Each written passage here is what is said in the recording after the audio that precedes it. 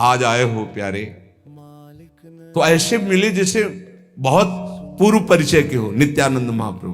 और कहा बैठ जाओ यहीं। और धीरे से गए महाप्रभु चैतन्य देव के चरण से हिलाने, एकदम उठे। कहा प्रभु ये हुसैन शाह के राजमंत्री पधारे हुए हैं आपके श्री चरणों के दर्शन के लिए। महाप्रभु ने कहा लिवा लो। जी ही सामने देखा रूप जी सनातन जी को प्रसन्न होके कहा आओ आओ। तो उनके तो था कि पता नहीं जाएंगे बात करेंगे कि नहीं करेंगे। ऐसे महाप्रभु मिल रहे जैसे बहुत पुराने बिछुड़े हुए मित्र हो, बहुत पुत्र हो, प्रियजन हो, आत्मा हो। ऐसे ये रो पड़े और महाप्रभु के चरणों में व्याकुल होकर जोर जोर से रुदन करने। प्रभु बार बार दोनों के सिर पर ऐसे हाथ। क्या सुख है ये। यही जीवन का परम लाभ। कोई भगवत अवतार भगवत प्रेमी ऐसे दुलार कर रहा, हम उनके चरण पर पड़े हों। जिस समय हनुमान जी महाराज राम जी के चरणों में माथा रखे और राम जी ऐसे कर कमल, तो महादेव जी प्रभु कर पंकज कपि के सीसा सुमिर सुदशा मगन गौरी सा सावधान कर मन पुनि शंकर लागे कथा कहन अति सुन।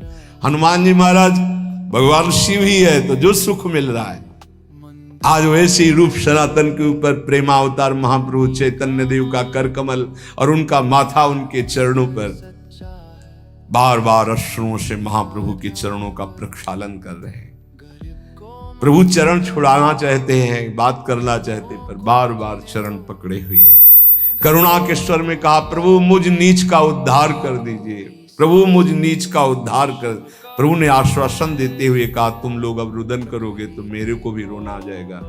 देखो देखो तुम लोग महाभागवत हो, देखो तुम लोग जन्म जन्मांतरों से मेरे ही हो, तुम भूल से वहां थे, तुम चिंता क्यों करते हो।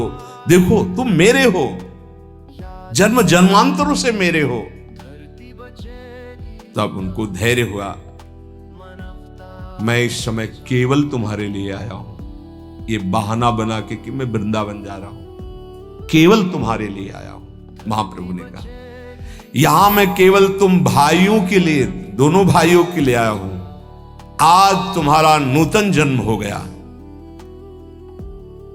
अब इन मुसलमानों के द्वारा दी हुई नाम का त्याग करो। आज से मैं तुम्हारा नाम रखता हूं सनातन बड़े, और तुम्हारा नाम रखता हूं रूप। प्रतिष्ठा, परिवार, धन, बादशाह का दुलार, इससे घृणा पैदा हो गई रूप जी को। जिनके साथ बैठकर खाते थे उनको देखना भी पसंद नहीं। अब तो मन मधु वृंदावन वृंदावन वृंदावन चिल्लाने लगा। यह आकर्षण होता है। जिस पद प्रतिष्ठा के लिए पूरा जीवन संसारी लोग लगा देते हैं, वो राजमंत्री पद का घोर बंधन उन्होंने तोड़ दिया हृदय से। आप कुछ भी हो, धन संपत्ति को कुछ थोड़ा सा नाव में लादा, 10-20 नौकरों को साथ करके और कहा ये जन्मभूमि फतेहाबाद पहुंचा दो। और जो अपना जितना महल संपत्ति जो भी था सब नगर वासियों को बुलाया, ब्राह्मणों को, गरीब जनों को, सबको सब बांट दे। आभूषण संपत्ति, कितना वैभव होगा। राजमंत्री थे। कुछ परिवार के लिए भेज दिया था जो नाव में, और 10,000 रुपए उस समय स्वर्ण मुद्रा था, एक मोदी की दुकान पर जमा किया था और कहा था कि जब कभी आवश्यकता होगी तो ये वापस ले लिए जाएंगे, आप इनको सुरक्षित। तो सब उनका सम्मान करते थे। सनातन जी की तो दशा ही विचित्र थी। वो एकदम राजकाज में असमर्थ हो गए थे। बादशाह को एक पत्र भेजा कि मैं बहुत बीमार हूं, असमर्थ हूं, मैं छुट्टी चाहता हूं, अवकाश चाहता हूं।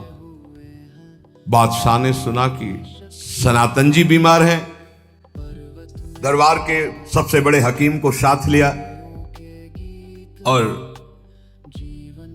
पास बैठा कर बुलाया, कहा जैसे तुम हमारा इलाज करते हो ऐसे जाओ। और मुझे शीघ्र सूचना दो कि मेरे प्रधानमंत्री को क्या बीमारी है। वो गए,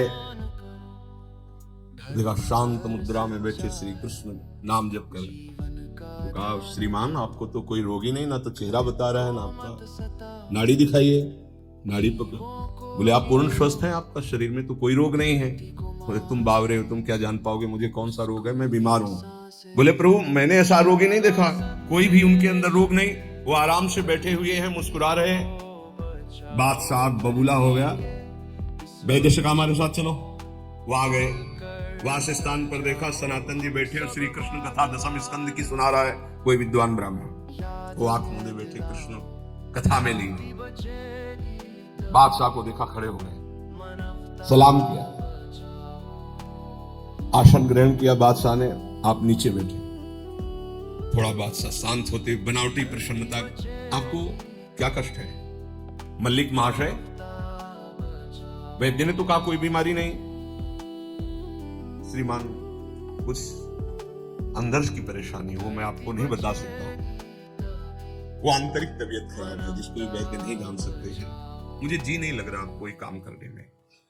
बादशाह ने कहा कैसी बात करते हो, मेरे से छुपाव कर रहे हो कि कोई आंतरिक परेशानी? आज तक मेरा आंतरिक कोई विषय आपसे छुपा रहा, आप क्यों छुपा रहे हैं?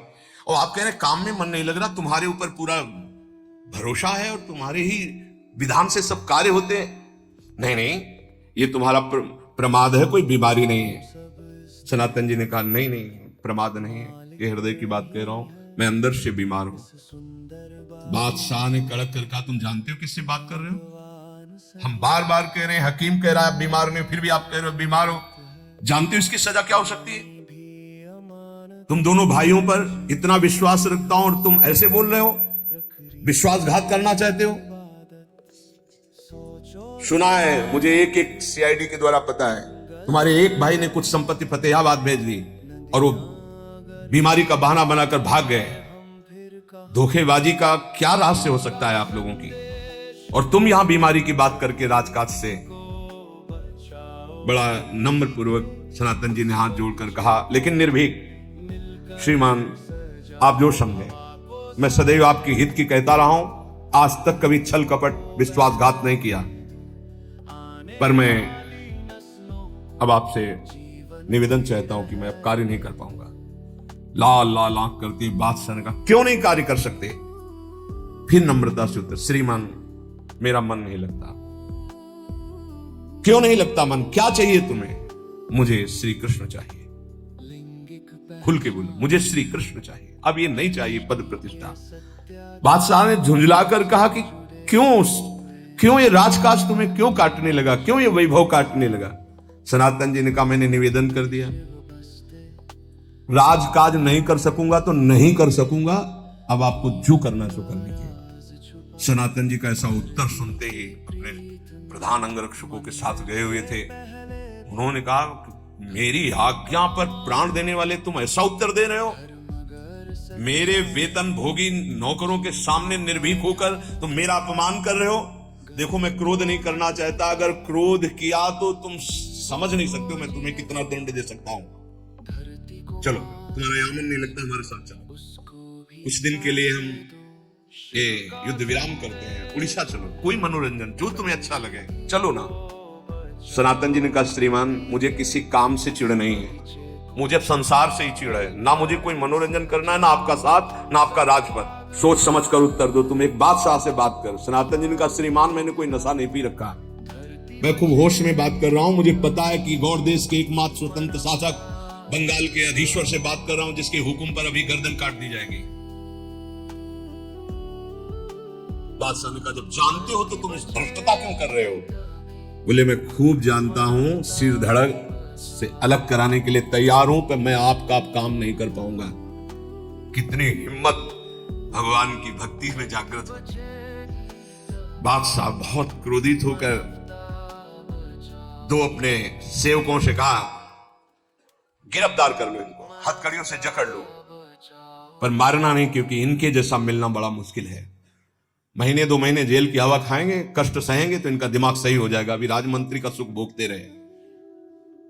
सनातन जी मुस्कुरा दिए। बन गई बात धीरे धीरे। अब निकाला जा रहा है इस संसार दलदल से। तत्काल उनको हथकड़ी लगाकर जेल के अंदर किया गया, हथकड़ी हटा दी गई, जेल में बंद।